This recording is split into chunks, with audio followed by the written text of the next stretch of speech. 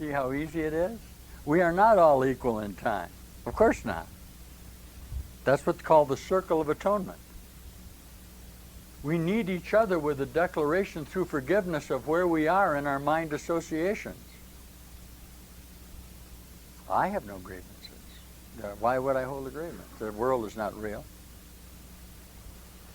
I say to you, give up your self-association. Give.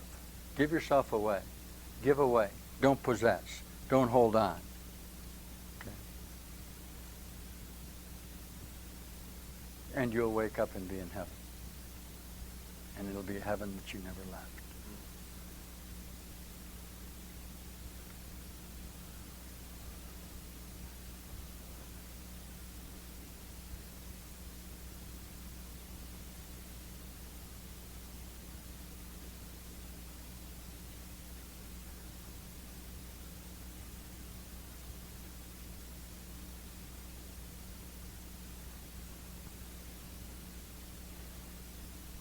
That's better.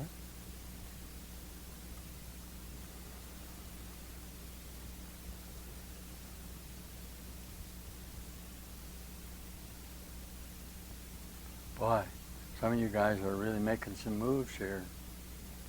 I'd like to authenticate that for you. Don't pinch yourself down. Get out of yourself for a minute. Drop your practice. Quit it altogether. Come on home. There's no such thing as practice. Everything is real each time you declare it.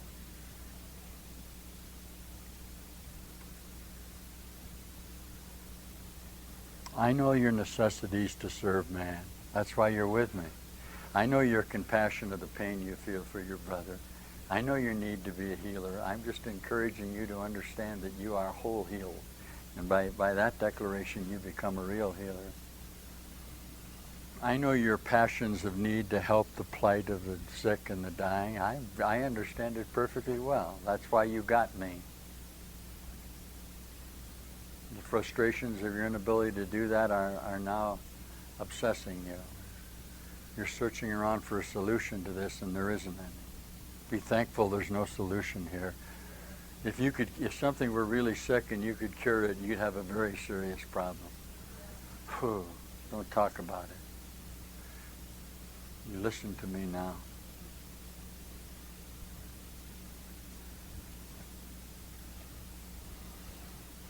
I'm going to have a little quiet time now. We started our quiet time at 9 o'clock, and it's now 11, and we haven't succeeded in being quiet yet. Listen, the reason that I do this is I want to bring you into a reconceptual association utilizing this energy rather than having you simply have experiences here and not integrate yourself. If I don't do that, you'll take this energy, this Shakti, and you'll bring it back down into the practice of your own self utilizing this power in limitation. That's called magic. Okay? There are consciousnesses that constantly come to me and go out reformed in their own minds, and they become very successful. And they use it. Very few people hate me. I'm only teaching love anyway. They decide they don't want this, but they're very willing to take the part of that they're willing to hear out into the world. Is that okay with me? Well, what do I care? But don't tell me it's real, and don't tell me that you're going to succeed in dying, because you're not. But use me. Will I use your energy out there? Of course. Okay? I'll use the energy of your reassociation to the full advantage of the whole universe. You're the one that's made the decision to use your own energy to die. You can do that if you want to. But you won't make yourself real. I'll just be gone. Will you still be here? No. You maintain that you are, but that won't mean anything to reality. You'll simply remain asleep in your own constructed dream. Come on, guys. This is a process of the waking up of your mind. If you can get a hold of the idea that you've constructed the world and that you're not really communicating at all, it's like I'm punching my way through your shell here. You keep wanting to re-identify with what's out there. That's not out there. There's nothing out there. An idea never leaves its source. Nothing has ever left you. You're just contained. You're spinning around inside there, and I'm knocking on your thing. Come on out. Come on out now. Stop dreaming your dream of death. Chapter 21. You're the dreamer of the dream. Don't dream this dream anymore. It's futile. You ought to be able to look around and see that you're doing the same things over and over again. There is no escape from the world as you've constructed it, literally. You've designed yourself not to get out. That's okay.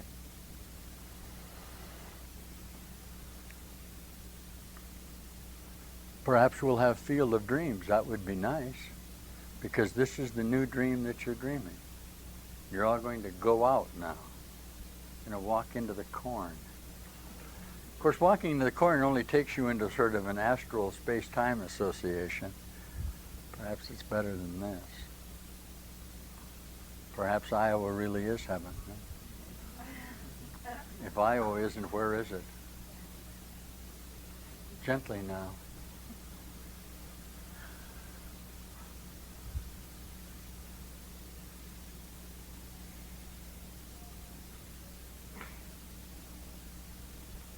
We'll leave the tape on through a little of this and let some of this energy get onto this tape. That's a pretty good talk this morning.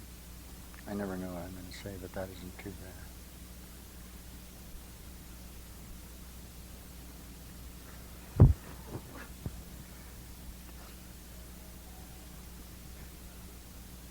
This is my favorite memory. Doubtful becoming doubtless. I teach you a guy.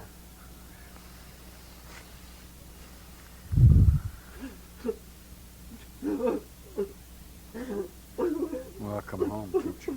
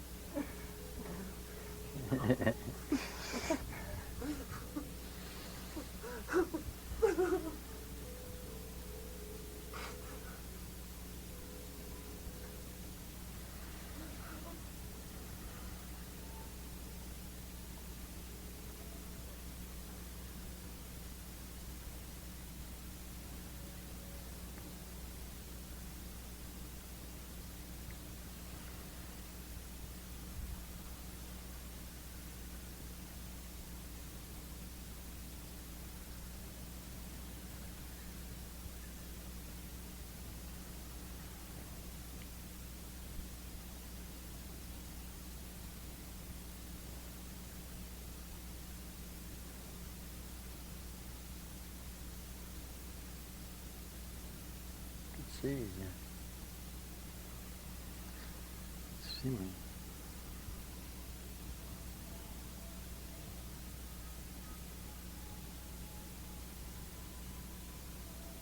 You quit fooling around. That's an order I got for you. Start getting into this instead of this. I'm always right when I give specific orders, teacher. You must have told me to tell you that. It's important that you look at it. Otherwise, you're ready. You've been fooling around. So you got too much energy in here and you're fooling around with it. You don't want to do that. The only one you can hurt is you. But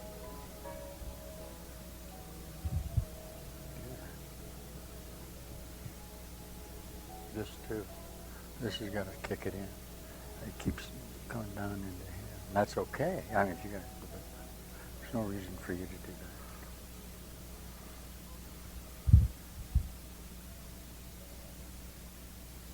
I'm going to take care of something for you just for a second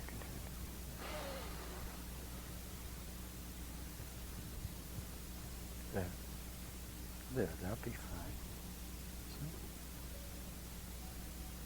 There.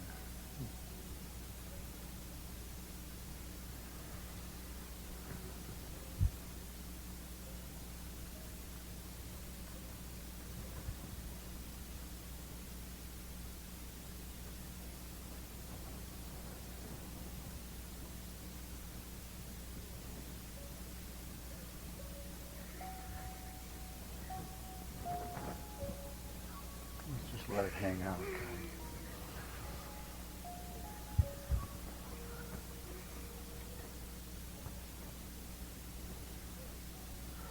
Hey, Jake. Come on back, Jake. Got a job for you. Why some of you guys are reaching here.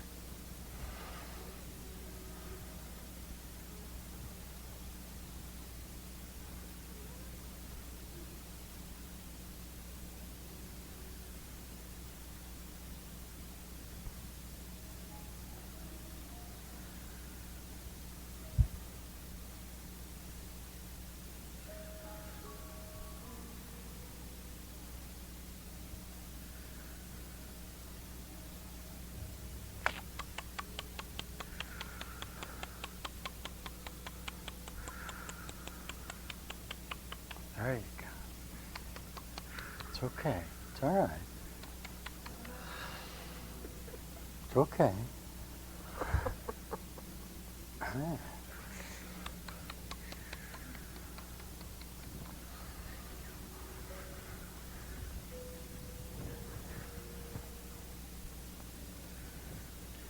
Come on home. What the heck you got to lose? You're coming along. You better come see me. Yeah, I know it. You guys are. Is this really happening to me? Yes, this is really happening to you.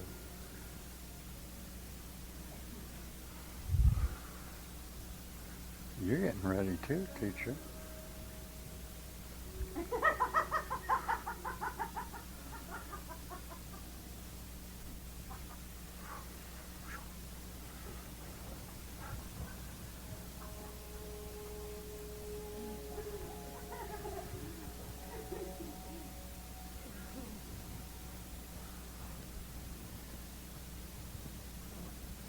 Oh. Oh.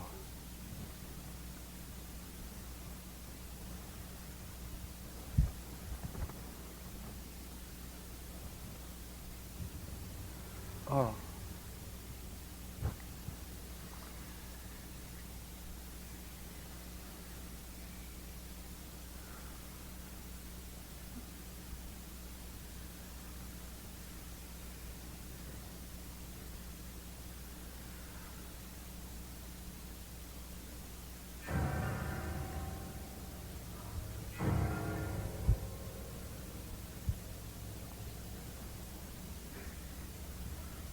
Oh, it's so nice to be with you guys. Oh, what a relief. Oh, look at this.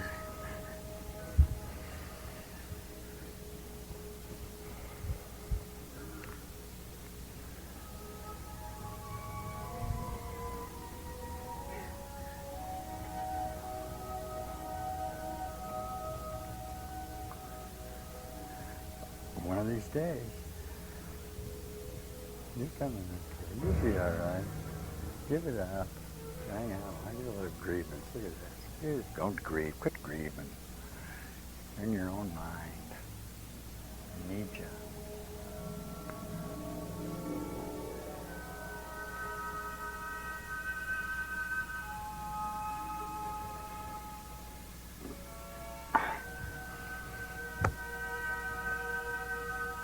Good. Good.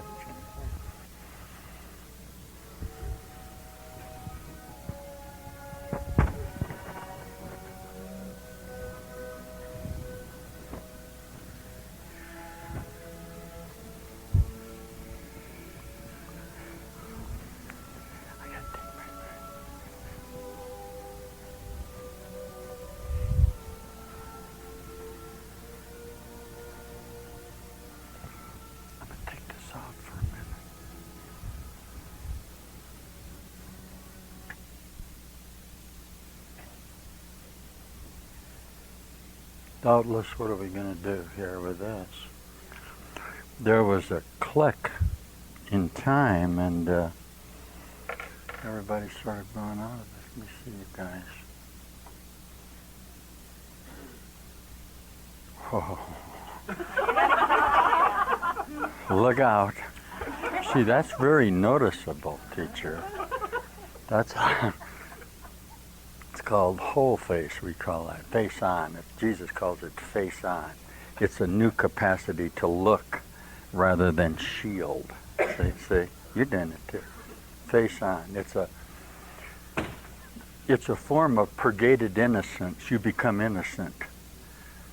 You say, the hell with it. I mean, it's okay. Jesus teaches it as non-guilt, but boy, when you got it, it's like, that's okay. Then you learn to be a little discreet with it because you become very penetrating. As you look, you'll learn to shield in the supermarkets. We'll show you all this because this is part of your training. This is what they call the Master's Academy, and this is part of what we're doing to show you this.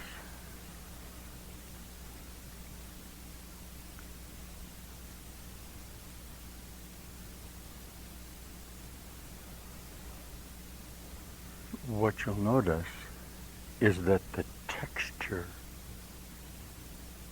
of your consciousness is different. See?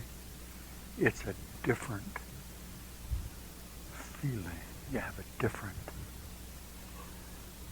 association with your thoughts. In the Course, Jesus describes this.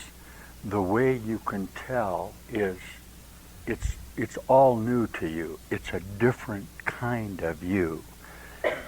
Not in your form associations, but rather simply in the way your mind now activates. It becomes, oh, hi teacher. Dear, nice to see you. You see?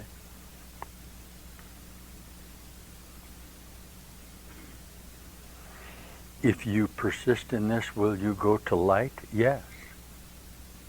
Yes. Is it possible at this depth for you to flash out? Jesus calls it go to brightness. Oh yeah. It's very possible for you to do that, certainly. If you do that, and when you've done that, except in divine associations, you're just written out of the script. You no longer were, you're just gone. All right? When you come in the manner that you're coming, you're being used as a vehicle of communication. Jesus says in the Course, it would be unfair of us to provide you with a mechanism of atonement without allowing your own teaching devices. You wouldn't be with me if you weren't healers. Listen. Healing and teaching are the same thing. Your instructions from the time of your, what you would call early maturation, were to be healers. I know you guys. You can call that messianic complex if you want to, but a lot of you have always wanted to be healers. That's why you're with me. You've wanted to save the world. I know you. Okay? What's happened to you? You said you wanted to save the world. What's going to happen to you? You're going to save it. Of course. Of course. You might have identified it separately when you were 12 years old and formed the disciples around you, or felt that you wanted to go to church and look at the stained glass windows and wondered why other people didn't feel how you felt when you went into the icons of the church, and how you liked the smell of it, and how you thought you might be a nun. Or how you thought come on, I know you guys. All of those things you've already done. It wasn't necessary for you to do them again.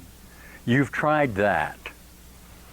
You've tried to withdraw and you've tried to participate. You've climbed mountains and gone down into valleys. You've charged up hills attacking the enemy, and you've defended yourself, and you've resigned yourself, and you've killed yourself, and you've glorified yourself, and still you've been you, and now suddenly the whole you is emerging. Be happy about that. Be very happy. Be happy. If I were you, I'd be very grateful for what's happening to you. I would look back and say, I don't want this. Let Babylon burn, you guys. You've come, the line is getting real straight for you now. Straight the way and narrow the gate. Okay. Don't hide your light under a bushel. Let it start to show. Okay. I'm doing Christian vernacular here. But that way now is straight to you. You can see it. In the Course, Jesus says the road will get real straight. You've decided. It gets narrower and narrower. It's called the razor's edge, we used to call it. You find yourself like this. You may glance back very occasionally, but it's getting too straight. What? You become one-eyed. This is what you want to do. This is what you want to do. You'll be distracted and you'll come right back onto it. Don't turn around. Okay, let Babylon burn. Some lovely sentences in the spiritual thing. I mean, you've climbed out through the top of the roof. Let your possessions be. Don't go back down into the burning building. Let it alone. You'll turn to salt, and your salt will have lost its savor. And what good is that going to do you? Okay, you are the salt of the earth. This is Lot's wife, isn't it, when she's leaving Babylon. She looks back and, whoppo. If Babylon is, you built the wall around Babylon, and you have been babbling in your attempts to reach God, which of course you can't. And now let's let the walls come a-tumbling down, all right? Or Jericho.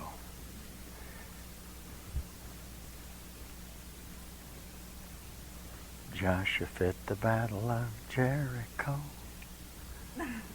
Jericho, Jericho. Joshua fit the battle of Jericho, and the walls came tumbling down. Guys are Christians. Whoever thought Christians would get this? I don't mean the Jesus Christ, but I mean the kind of. Well, how else could they get it except with Christianity? If you stop to think about it, if we're teaching transformation of mind, which is all we ever really taught. Getting the Course in here was really something, wasn't it? You talk about a miracle. That Course is coming intact into a conveyance, a receptacle that could could scribe it without judgment, okay, as it was. That's an incredible accomplishment.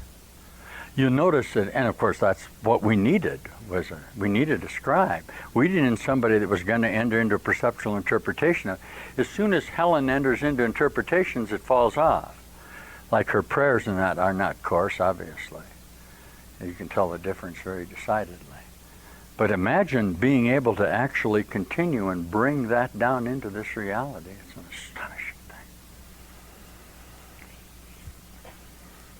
There, at least then you had the presentation of it.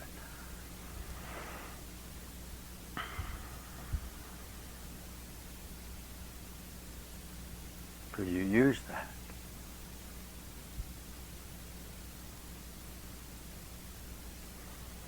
It started to slip sideways. The Course, I don't know how you could slip the Course sideways perceptually, but you did it.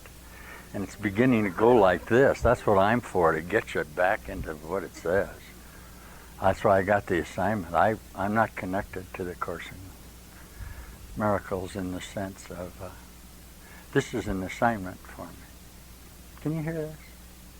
I have a whole mind, and the Course is beautiful. It's the vernacular of your cellular memories. Greater things will you do than I have done, simply because you're going to do all the things that are in your whole mind in regard to this, aren't you? I'm a mercenary. I'm here with the total truth to let you see that through this reflection. Can you hear me? I was gutted out on my last death.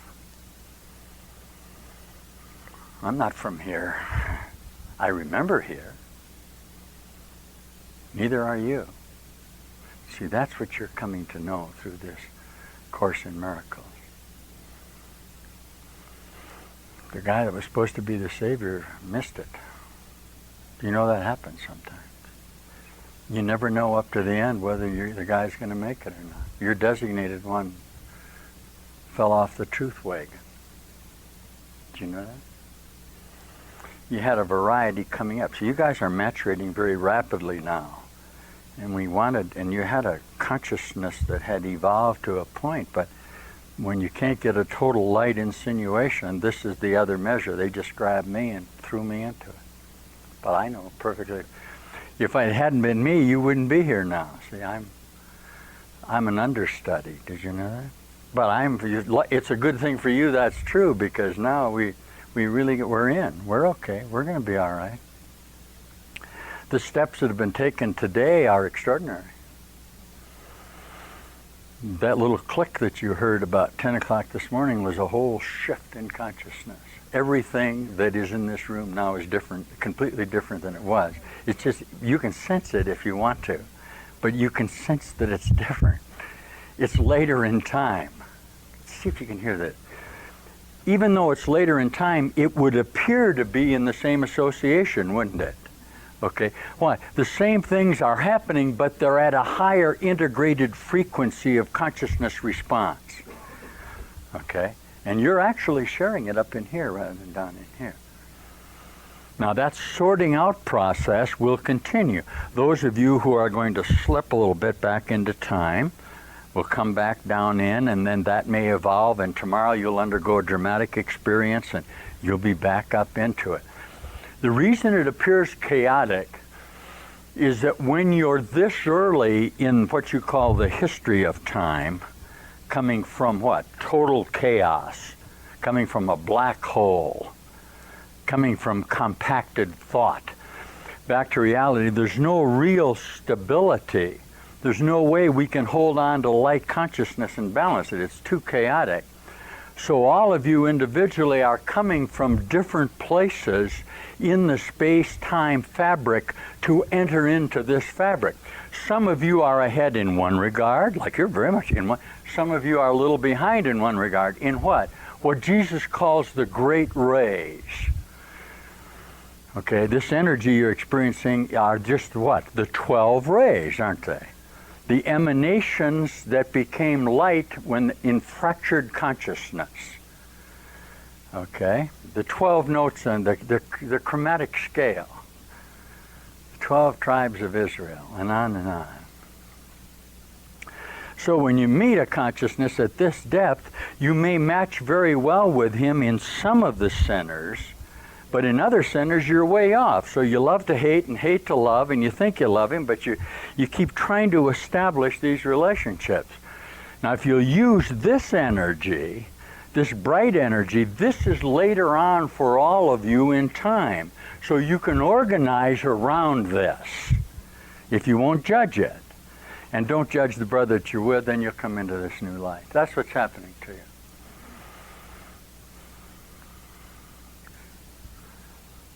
Oh, I gotta take off my socks. No wonder I'm having a problem.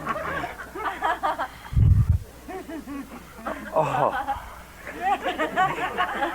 We have a great Christian tradition of barefootedness. Did you know that? We do feet, okay? We have a Jesus tradition of doing feet that's real strong in us, too. Not necessarily body manipulation, but we do feet. The only part of you could ever be corrupt would be what touches the earth. At the Last Supper, when Jesus is doing feet. And Peter says, well, let's do the whole body. He says, Jesus, just do the feet. Just take care of the lower energy. Let the part of you that's connected to the earth is what needs to be recovered. That ceremony's kind of gone away at Easter, isn't it? Remember the old ceremonies Christians used to do each other's feet? I see some Episcopal people didn't like the idea. It wasn't sanitary to do each other's feet, so they decided to wash each other's hands instead, sort of. I thought that was sort of Pontius Pilate-y, you know.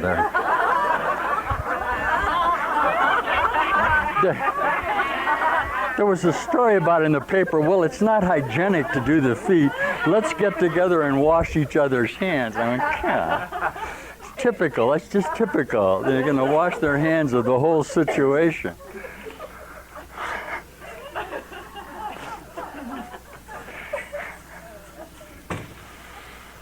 Yes. So here you are in this new light arrangement. You're looking very lovely. What do you do now? Nothing. Nothing. The miracle works just by step back from it. You have the energy now. If you want to make application of it, you don't have to go charging out to prove that you have this. There's no necessity to prove you. There's no alternative to what's happening to you. This is simply a maturation of your mind. Let it happen. Will you be confronted by these other consciousnesses on the surface? Just keep backing away from them. Hello. Hello. Will that be a little chaotic? Perhaps, but what do you care? What do you care? You've got a little piece of something here, and you're not going to let that go. Jesus, in the Course, there's a lot of the Course where he says, once you see this, you won't persist in being human. You may not be able to express it. You may find counsel in your own closet. I would admonish you to ponder this in your heart. You go and get alone, and you'll begin to feel this energy, and you'll start to breathe, and the next thing you know, you'll begin to have spontaneous reactions to this new flow of you. You don't have to get into a big group to demonstrate that. In fact, the less that you attempt to demonstrate in mutual association, the more rapidly this maturation will occur, because this is an individual process.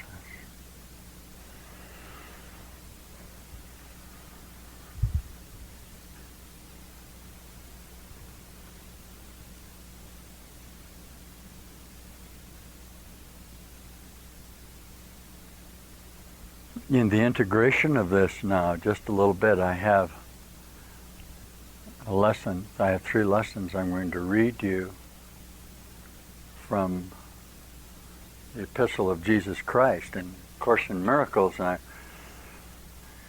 for 2 reasons. One, to show you the incredible certainty of the workbook of the Course. That is, so that your new mind can see that it's not a hyperbole, that the Course says what it means. I don't know what the lessons are. I wrote them down. I was given a couple of numbers.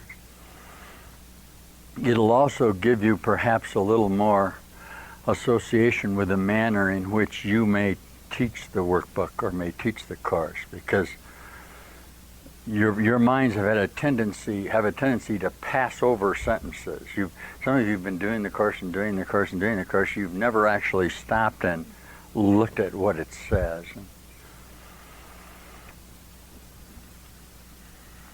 And I hope to do that a little bit.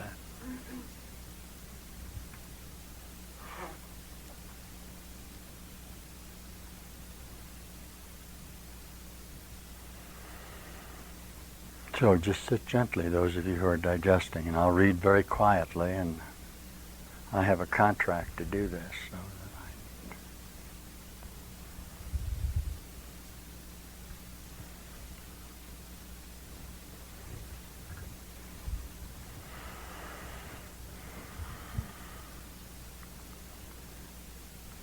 A Course in Miracles from the workbook by Jesus Christ of Nazareth. Our lessons for today are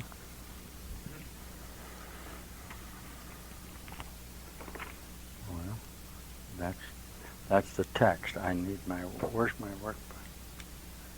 Where are my glasses? Where am I? Our lessons are 3 lessons that we're supposed to do. The first one is a wonderful lesson. Listen to this.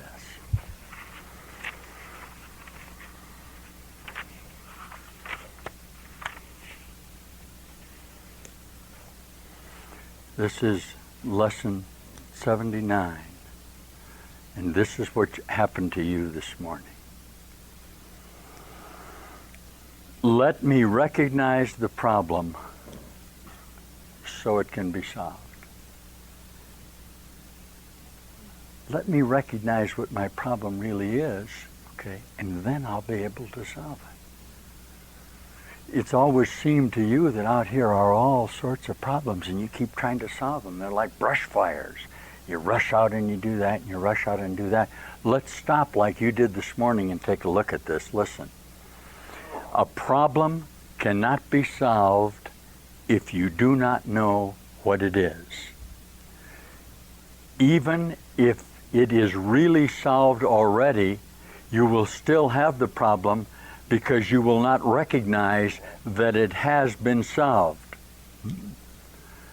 The first admission in the Course in Miracles is what? First, you have to know you have a problem. There's all sorts of consciousnesses that participate in the conflict that won't even admit they have a problem. They just say, that's the way life is, that's the way the world is, you got to expect it to be conflictual, you're going to have to go out and fight for everything you got. That's not a problem to me, that's a demonstration of my own reality, and I'm going to attack and defend and prove myself in that situation. Okay. Now the next step after that is say, hey, I got a problem here. I'm having problem solving, and I seem to solve it, and it keeps coming back again, all right? Now, that's what this says. Now, a problem cannot be solved if you don't know what it is. You know you have it, you don't know what it is. This is the situation of the world. The problem of separation of your mind, which is really the only problem that you could ever have, being separated from God, has already been solved. Yet the solution is not recognized. Why? The problem is not recognized.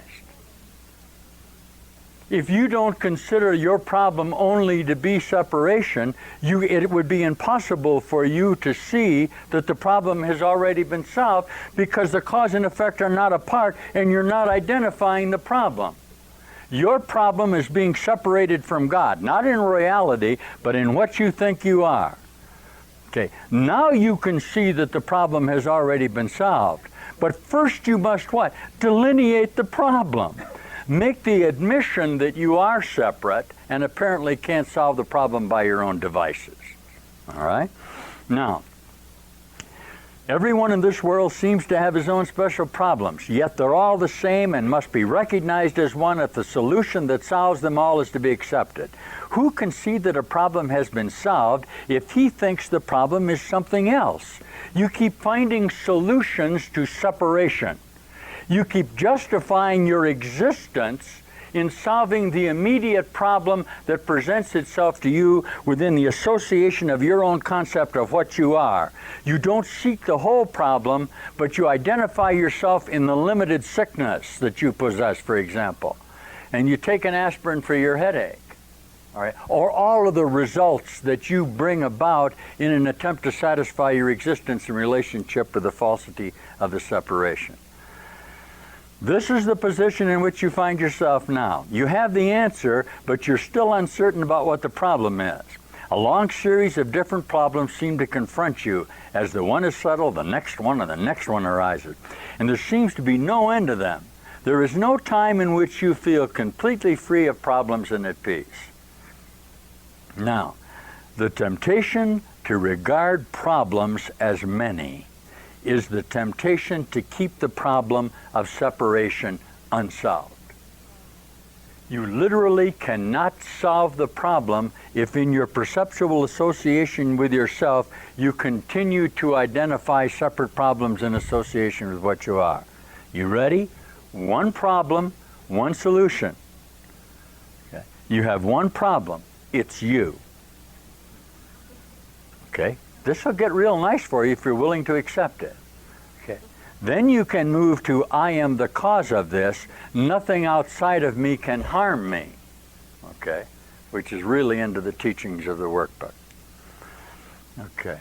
The world seems to present you with a vast number of problems, each requiring a different answer.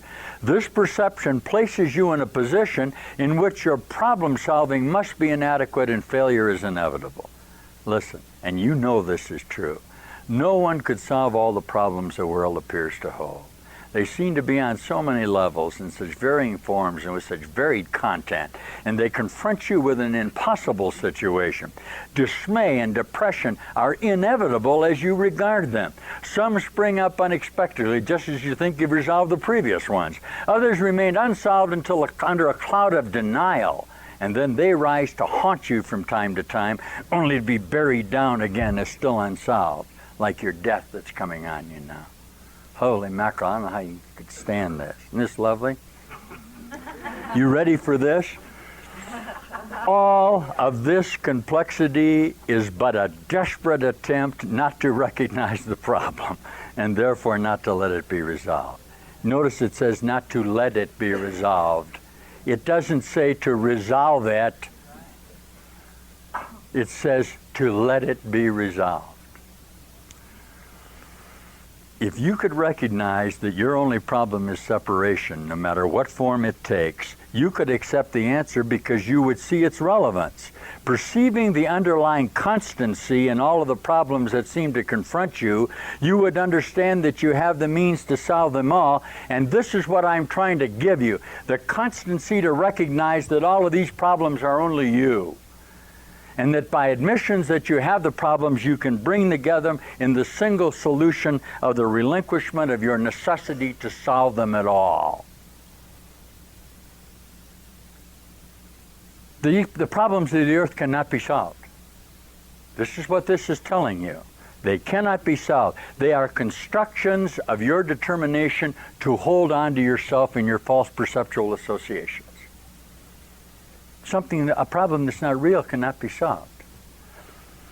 Any problem that was real, and that would be your problem of separation, would have to be solved instantly if it were a problem. It could not be solved. The idea, can you hear this? The idea of a problem is the idea of the solution. You could not construct a problem to which there's not a solution. Can you hear this? What you do is you hold it down and say, this is the problem, this is the solution. You hold it in a limited perceptual association. The fact of the matter is you have one problem and one solution. It would be impossible to have a problem that's not connected to a solution. Otherwise, how could you have the problem? Not only that, but you must have solved it. Because if there is a problem, there is a solution, because cause and effect are not apart.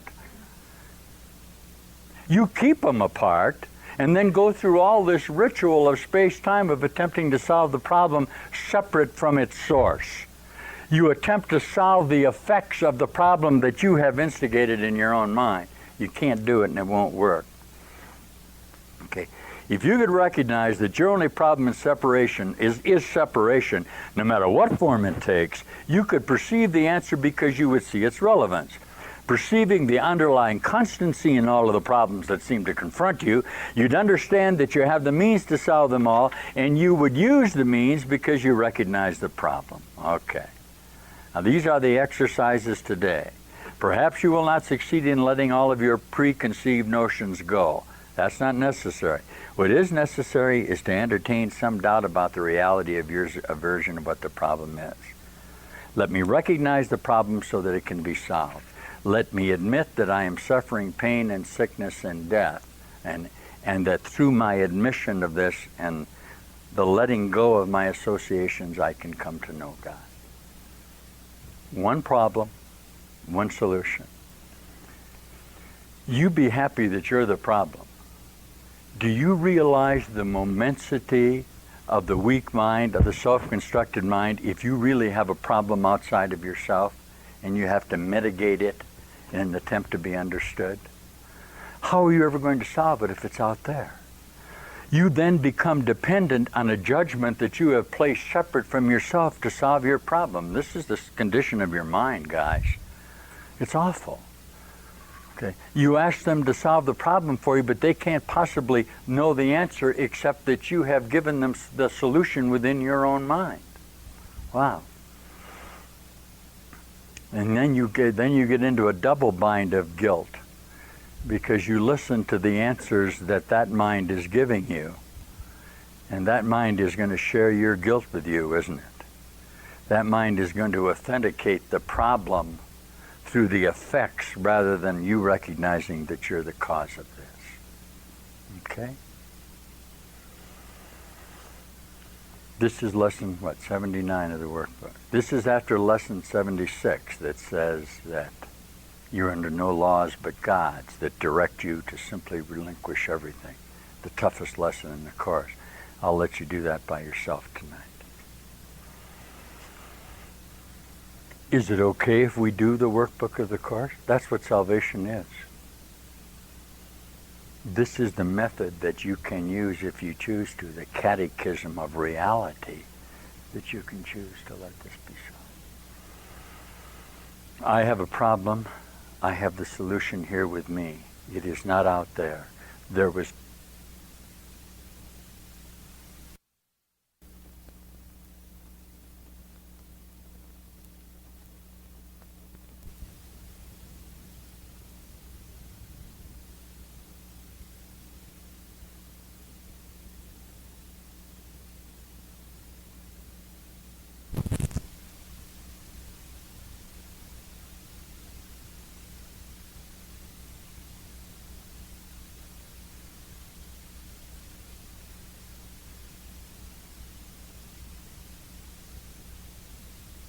face of the earth that can solve my problem for me but myself. I am doing this but to myself. No matter how tempted I am to believe that there is something out there that is causing this to happen to me, let me let go and see that I am the cause of this. Because if I am the cause of this, then I can be the solution. And if I am not the cause of this, I'm in a lot of problems. I'm going to have to attempt to sacrifice to something outside of me, to arbitrate, to go through quid pro quo, to demand reciprocity in association with idolatry thought forms that I've constructed outside of myself to mitigate the impossible problem in which I find myself. I'm flowing a little bit here. I want you to try to get a hold of the impossibleness of this. Now, that's lesson 79 of the course. Isn't that lovely? Then lesson 80 is let me recognize the problem has been solved. Wow, that's nice. We won't do that one though, because that's not on our list. But that's coming along. You go to bed. You'd be real good. And tomorrow we'll do lesson. No, we must do 2 more lessons here. This lesson. I'm anxious to see what this one is. I think it's a good one.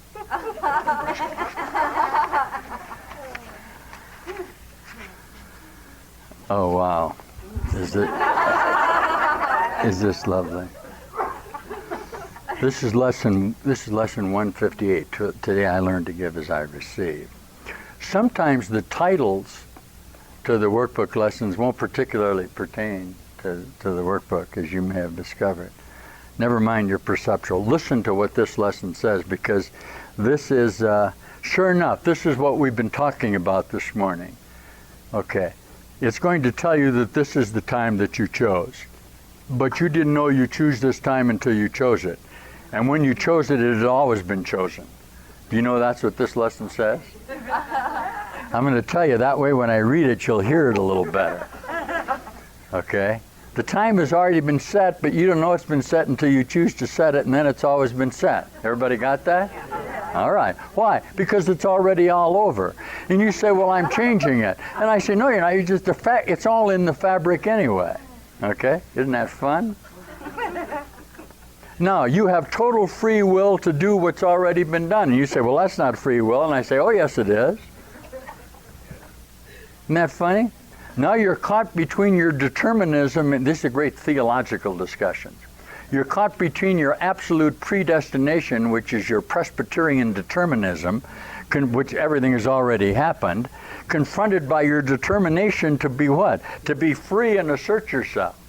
Okay? Now I'm going to give you total freedom by the acknowledgement that everything has already been determined, but perceptual mind doesn't like that very well.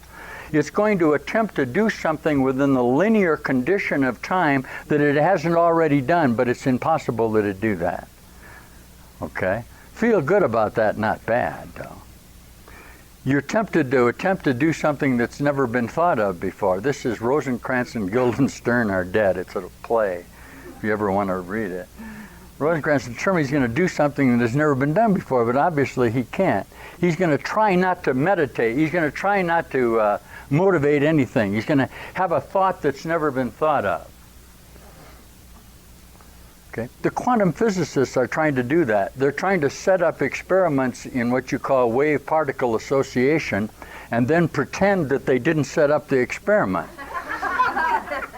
That way they can step back from the experiment and observe the electronic associations of the wave particle. But they can't do it. They're caught in their own subjectivity. What they discover is that they're influencing the experiment with their mind, which is of course what they're doing, since the experiment is only contained in the retrospect of their previous dramatic demonstrations of experiential unreality. You got that? Good, because I don't have any idea what that is.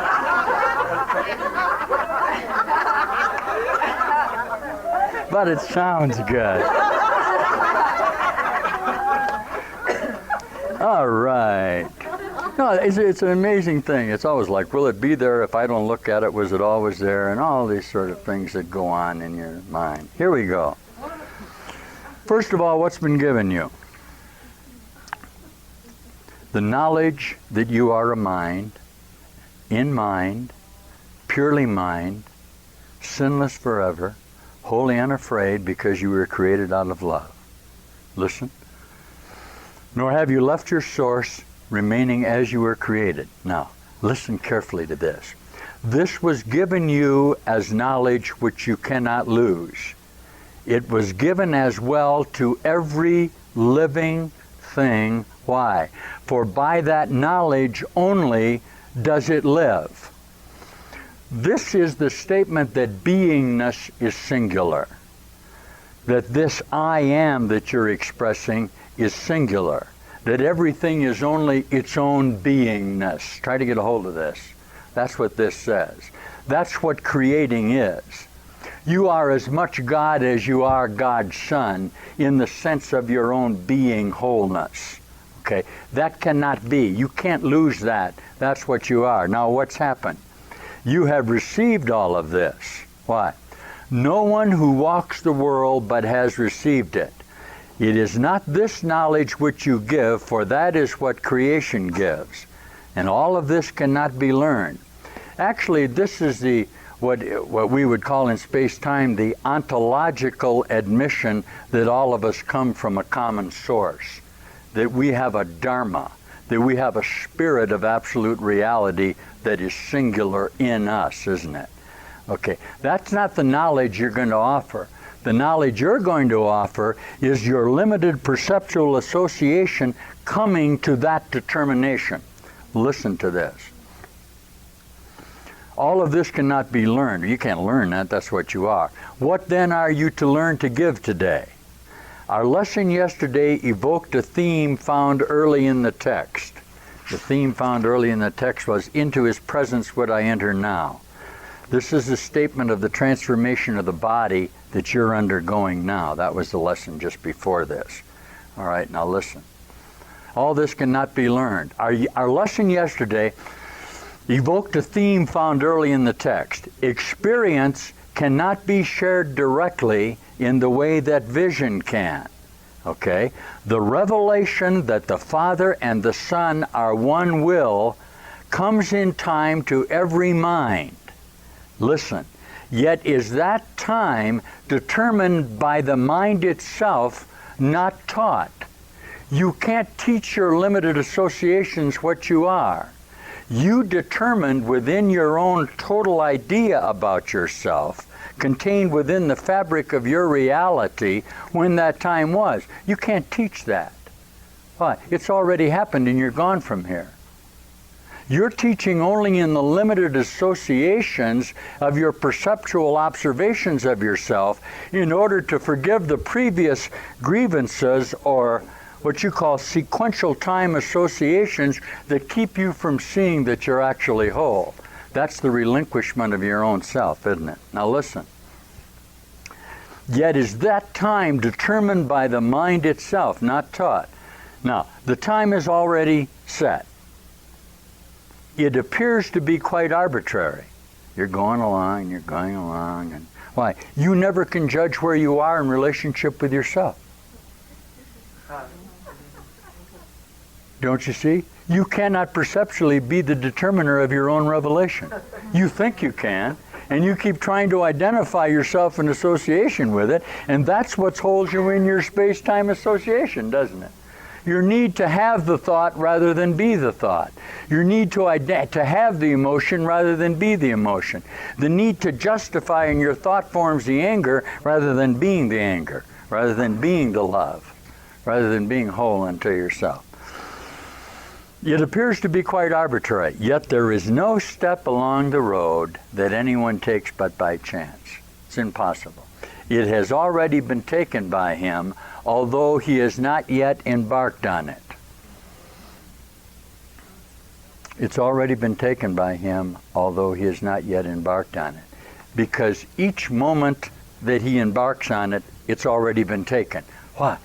Cause and effect are not apart.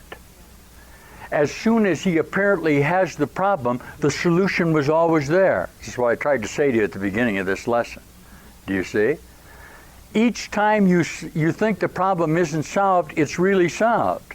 This is what's happened to you now. You've accumulated a lot of solutions that didn't work. You've rejected those from your mind, and you're just coming into a moment's whole association with yourself. Was this the time that you decided to wake up and become whole, remembered you're in heaven? Yeah. Well, can't it be? This says it can be some other time. No, it doesn't. No, it says it can only be this time. This time appears to be arbitrary to you because until the moment that you come into the wholeness of your own atonement and undergo the experience, you can't know that that was the time that you did it. You'll always be caught in this attempt to find it in your limited form associations. This will come to you. Let it sink in a little bit. You'll get it. Ready? It has already been taken by you, although he has not yet embarked on the journey. Ready? Lovely. For time but seems to go in one direction. We but undertake a journey that is over, yet it seems to have a future still unknown to us. Not possible. Okay? Anytime you justify your present condition based on previous experience, you have literally created the previous experience that did not exist until you justified it in the effect of you. Can anybody hear this? You call that preventive maintenance. An accident never happens until it happens. When it happens, you justify it by the previous associations. Isn't that astonishing? Everybody hear this? If you're flying in an airplane and suddenly it blows up, all right, they look back to the past association to determine what caused the accident. They discover it was bad maintenance, but the maintenance was okay until the plane blew up. Can you hear that? Yeah. There has to be a reason for everything happening, but until it happens, it's terrible, isn't it? You must justify by looking in, and you literally create a past association to justify your present condition. That's an astonishing thing to do. Isn't that amazing? You had to make the engine defective because the accident occurred. Otherwise, the engine was perfect. What made the engine defective? The crash.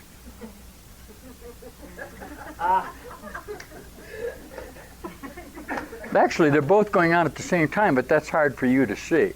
Really what's happening is every time you think of crash, you're crashing. What you've really done is create a statistical possibility. With a framework of linear time, if you create a statistical possibility, it has to come about. There's no such thing as statistic. Everything happens by the thought of it. Can you hear this at all? 1,000,000 to 1 chance is exactly the same as a 1 to 1 chance, because until it happens, it's not.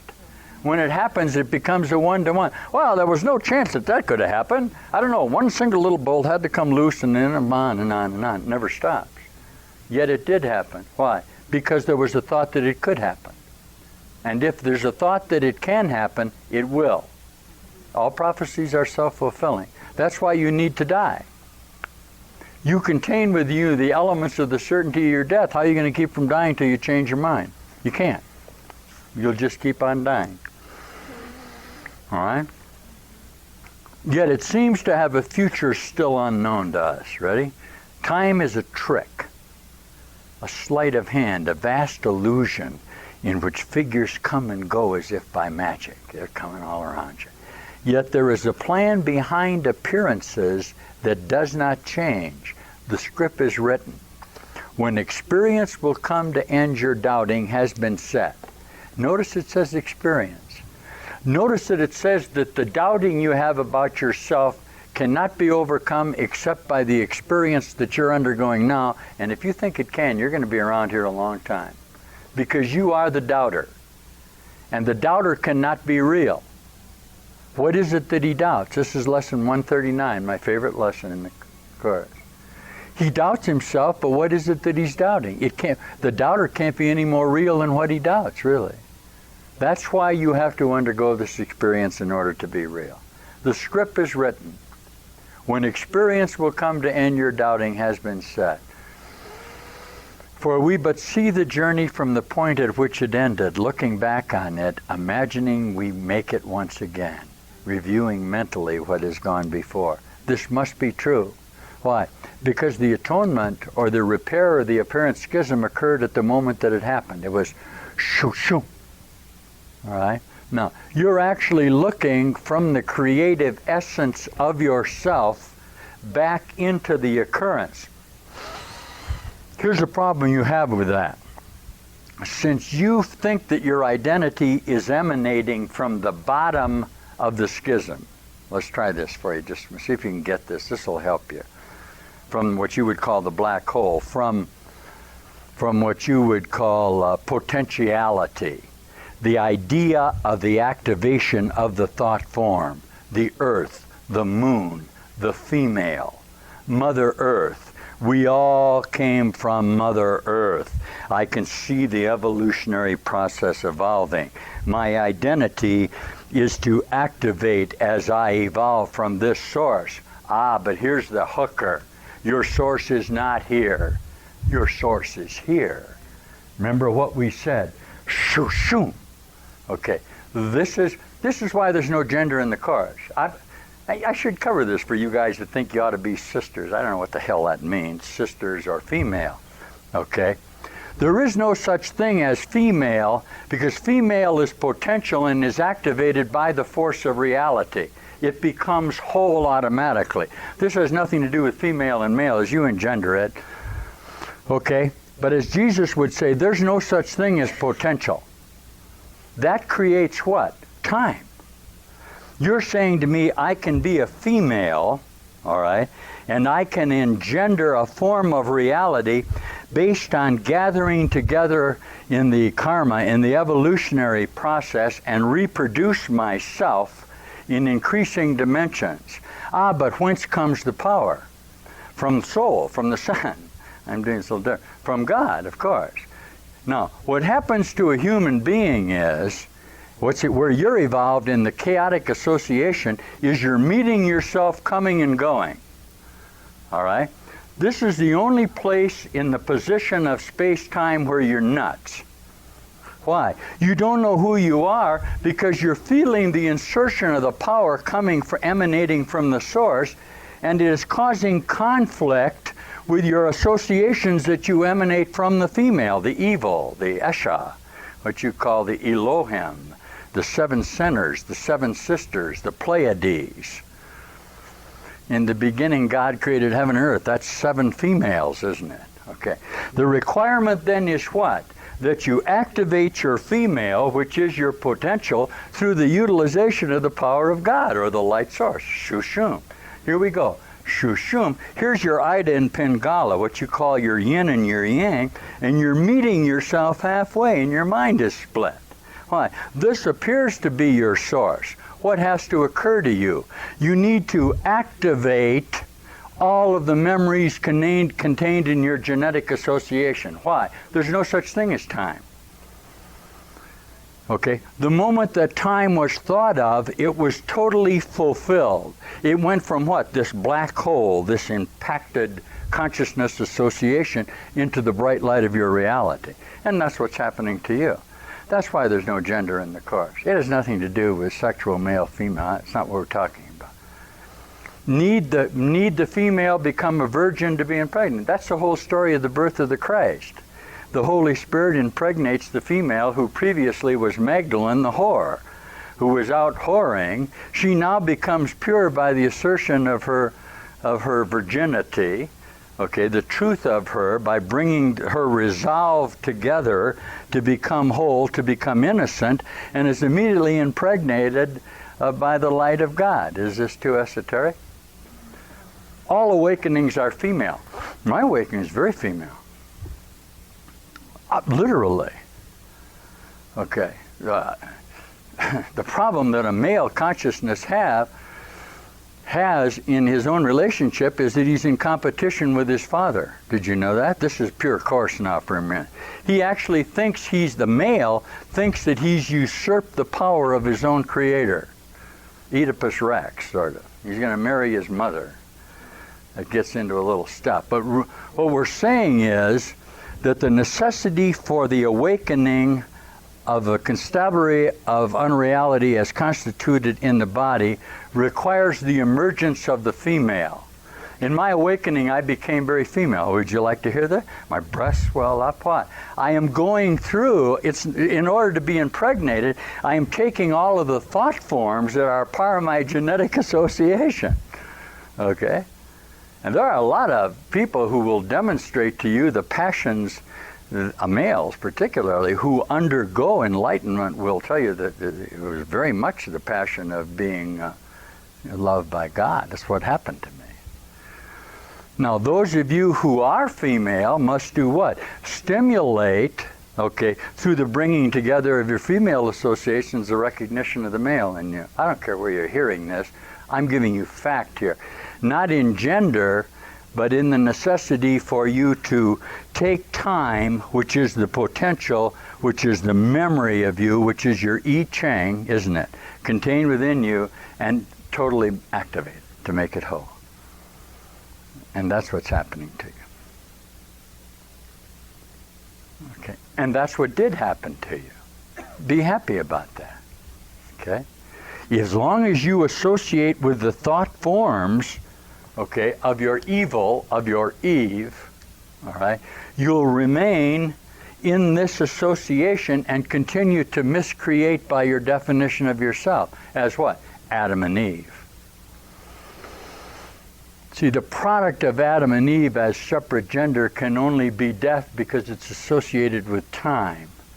And you left the garden, which was eternity, didn't you? And became that.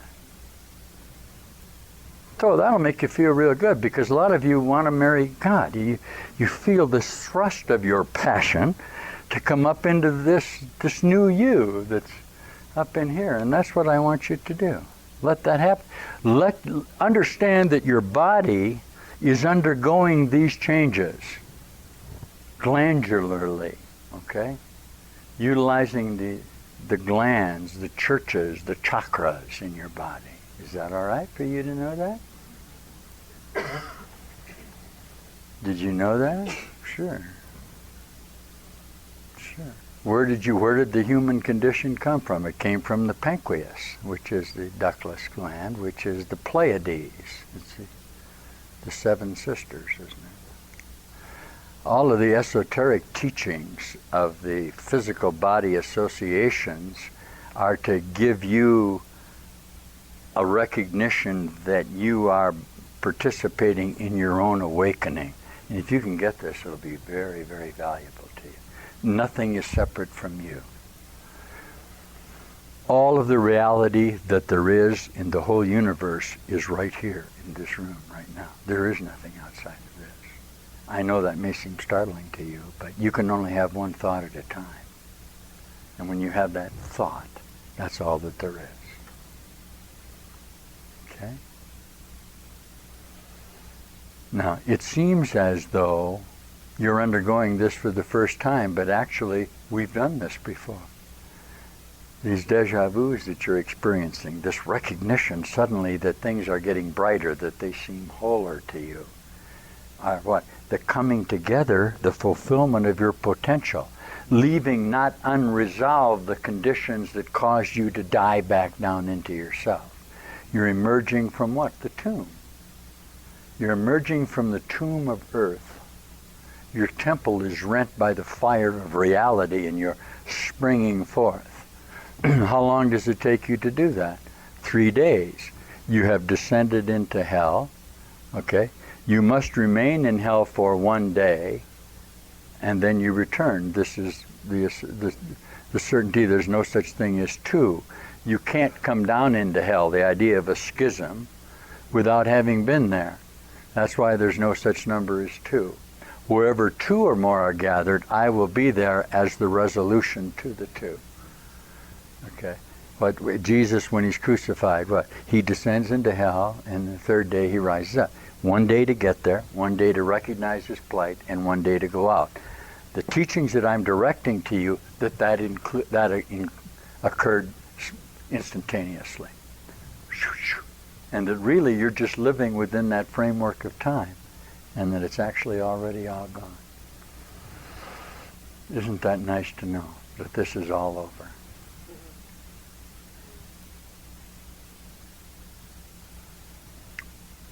What was I? Oh, Wait a minute, I got off there for a minute. Where was that? Oh yes, lesson 158. Well, that didn't sound very much like lesson 158. Well, it was. I'm going to finish it. For we but see the journey from the point at which it ended, looking back on it, and this is what I'm encouraging you to do with me. Imagining we make it once again, reviewing mentally what has gone by. Listen. A teacher does not give experience because he did not learn it. What happened to me wasn't learned. Are you kidding? There's no possibility what occurred to me could have been learned. I can't give you the experience of my revelation. What can I do? It revealed itself to him at its appointed time, but vision is his gift.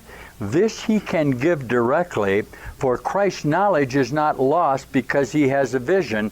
He can give it to anyone who asks. The Father's will and his are joined in knowledge, yet there is a vision which the Spirit sees because the mind of Christ beholds it too. This is the same idea as your projections are becoming real to you now, through the whole-mindedness that you're coming into. If you want to, you might want to look at it this way.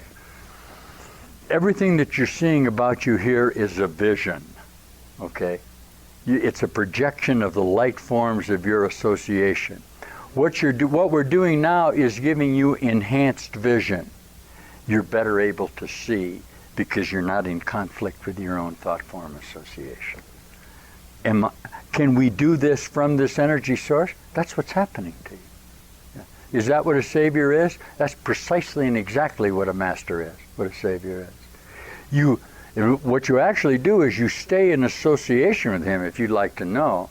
Okay, I can't teach you, I can only demonstrate my beingness to you. You then integrate it into your association with how you projected me. Okay, that's what we're doing. That's what this says. I'm then what? I'm giving you the revision of your own mind, not my mind. I'm reflecting back to you your own thought form in the drama that what? You and I previously played out together. Otherwise, why in hell am I here?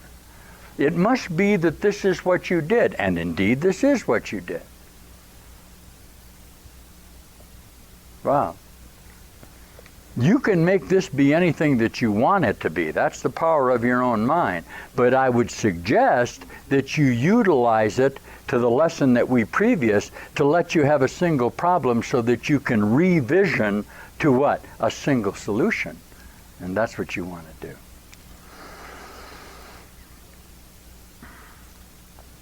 Yet there is a vision which the Holy Spirit sees because the mind of Christ beholds it too. Here is the joining of the world of doubt and shadows made with the intangible. Here is a quiet place within the world made holy by forgiveness and by love. Ready? Here are all contradictions reconciled, for here the journey ends. Experience.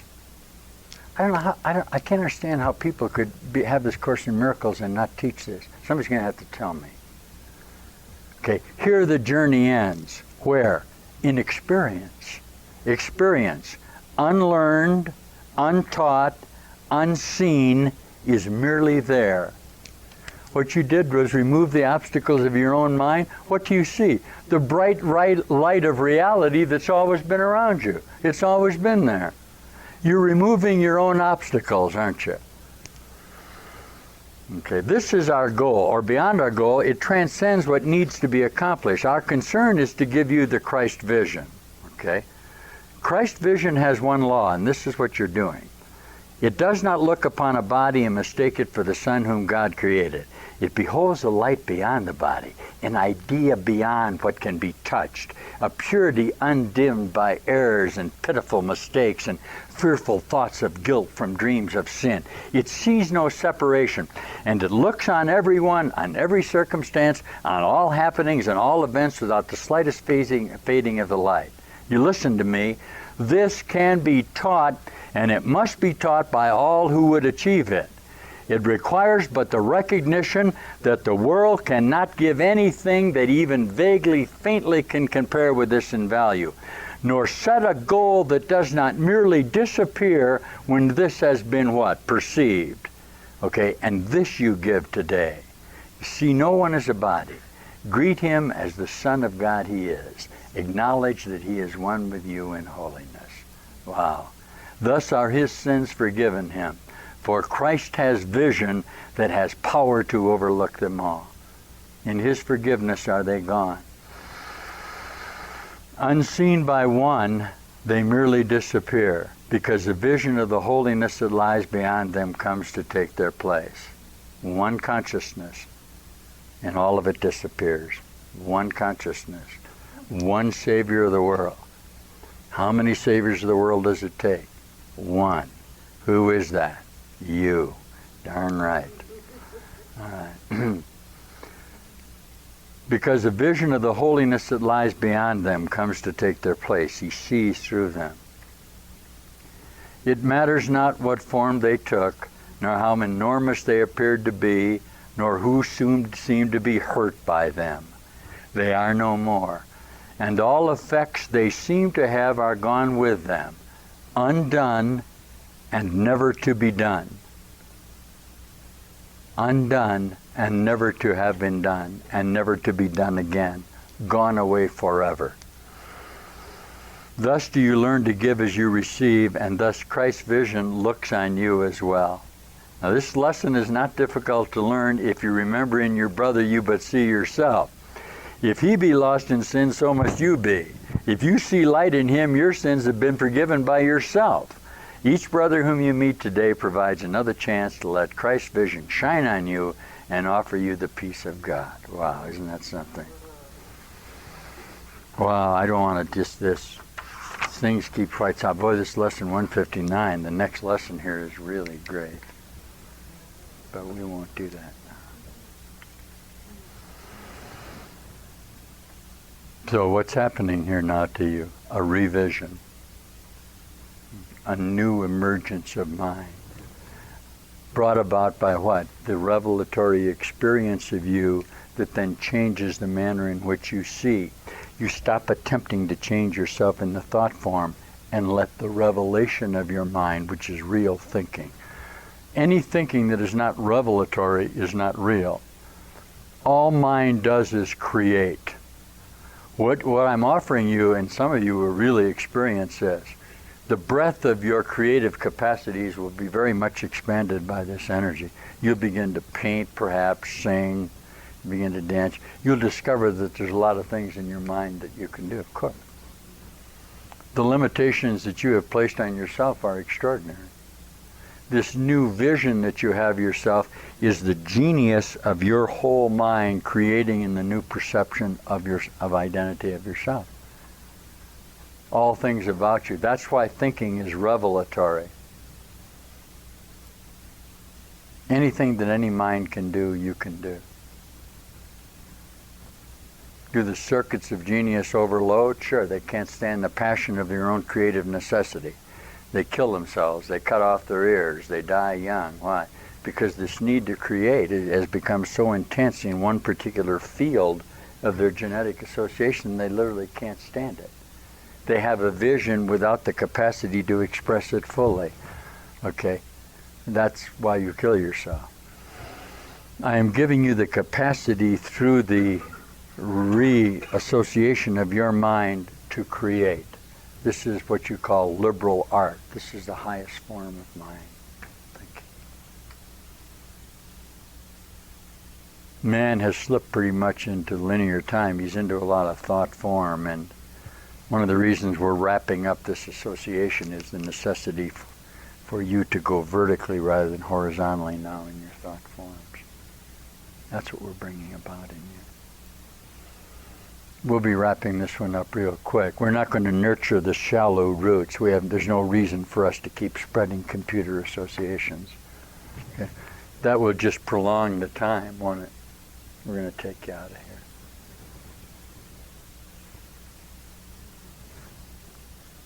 If you'd like to go, stay here.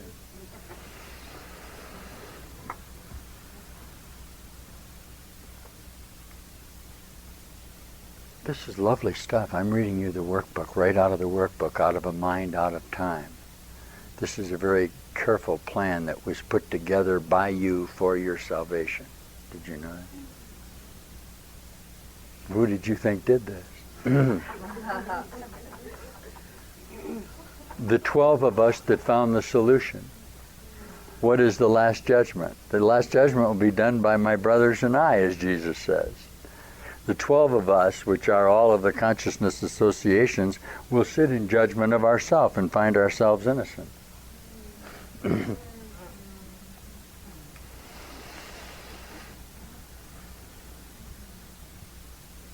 that what you're doing now? Sure. Is this the last judgment? Yep. Is this really over and gone? Yeah.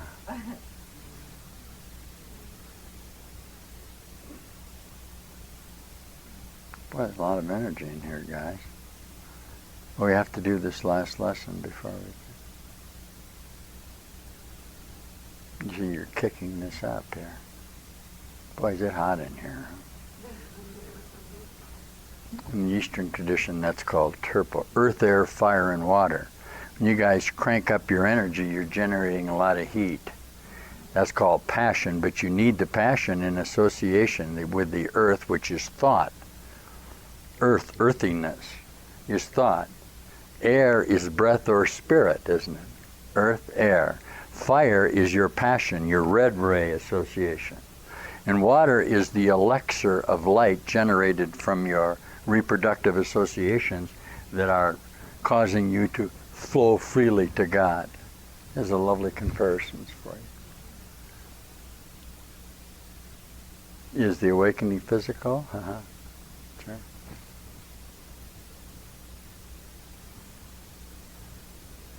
This Christ child has been born in you, hasn't it? In the Course where Jesus says you nurture this little nomad, this little baby that's born in you, because he has to cross in the lunar cycle, he has to cross from Bethlehem, right, which is your association, to Jerusalem, which is your crown, which is your head, which is your crown chakra. So that germ has to get past the Pharaoh, which is the desert, which is this rain. The Pharaoh obviously will attempt to kill him because this is your human associations in here. You protect him in the Passover or the parting of the Red Sea, which is the Passion, so that you can come from the wilderness up into Jerusalem, where you can what? Undergo in Golgotha, okay, which is the place of the skull, all right, your apparent crucifixion and resurrection. That's what's occurring in your body. These are lovely esoteric teachings of the Passion of Jesus Christ. You meet now in the upper room and are joining together to bring this about. Isn't that lovely? Happy Easter. That being said, we have one more lesson to do here, and it is... Wow. It is. See how this connects.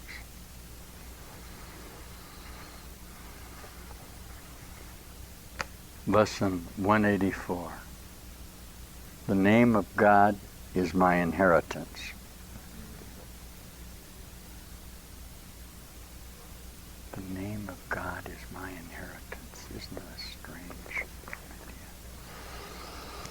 There's a warehouse of love waiting for you that is your name. I'm going to try and name for you just for a second. Okay, since you have named yourself, you must have one perfect name. In that regard, you're absolutely and totally unique. That's why the place in heaven at the gate has been prepared precisely for you, because you're bringing together all of your own memories of yourself into that perfect image of Christhood, aren't you? Okay, so you are named by God in that moment of disillusionment to the wholeness of you. That's who you are. That's completely individual, isn't it? Yeah. Jesus in the Course says that has been carefully prepared for you and awaits you as the totalness of you. You live by symbols. You've made up names for everything you see. Each one becomes a separate entity. Isn't that interesting? He calls it an entity. Identified by its own name. By this you carve it out of unity. Adam named the animals and carved them out of unity. Obviously, the second you named anything, you'd have to go on naming forever. Do you see that? If you name something separate, you're caught forever in naming something else. Wow. What a thing to do. By this you carve it out of unity. By this you designate its special attributes and set it off from other things by emphasizing space surrounding it. This space you lay between all things to which you give a different name, all happenings in terms of place and time, all bodies which are greeted by a name. This space you see as setting off all things from one another is the means by which the world's perception is achieved. It's the distance between you and the objects that you've projected from your own mind. Holy mackerel. You see something where nothing is, and see as well nothing where there is unity. Because once you see unity, you'll see it as whole. You see something where it literally isn't. You project your own thought form out from you and make it a whole body outside of you. It's actually not there. It's only in your memory. And you keep changing your own memory about it each moment and attempt to identify it in your own projected association. Wow. Is that something? A space between all things and you. Thus do you think that you've given life in separation. By this split, you think you are established as a unity which functions with an independent will. This is the definition of a human being, a miscreator. Do you have the power in your mind to do this? That's exactly what you're doing right now. You're creating this condition of illusions by the projections of your own mind. Holy mackerel.